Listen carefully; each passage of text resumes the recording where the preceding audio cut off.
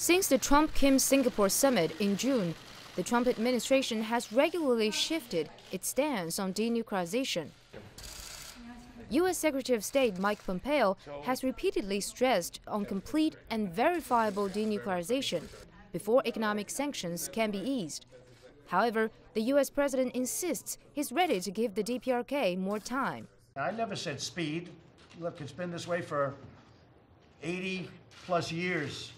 Over the past 2 months, 3 statements in particular highlight the changing narrative coming out of the White House. On November the 20th, Pompeo told South Korea that denuclearization should be prioritized over an expansion of bilateral relations on the peninsula. Then in December, it was announced the Trump administration is planning to review its ban on American citizens traveling to the DPRK to help facilitate the delivery of humanitarian aid. And finally, on Christmas Eve, the U.S. president tweeted that he's looking forward to a second meeting with Kim Jong-un.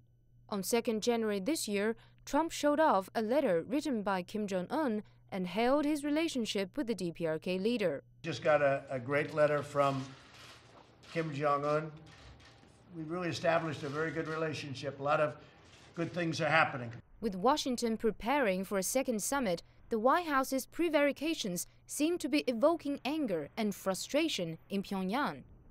In November, the DPRK hit out at the U.S. for imposing fresh sanctions against 3 of its top officials. It warned the move could block the path to denuclearization on the Korean peninsula forever. 3 days later, the DPRK's official news agency published an article demanding that Washington revoke its nuclear threat to the DPRK before asking it to denuclearize. In a televised New Year's address, Kim Jong-un welcomed the planned meeting while warning the U.S. over continuing economic sanctions. DPRK would have no option but to explore a new path in order to protect our sovereignty if Washington continues to break its promises and misjudges our patience. The United States operate a network of nuclear-capable submarines and bombers off the coast of South Korea and Japan. And there are close to 30,000 American troops stationed in South Korea.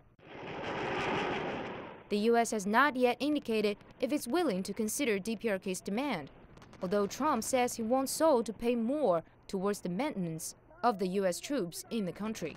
With Nayan Seth, Ma Ke, CGTN.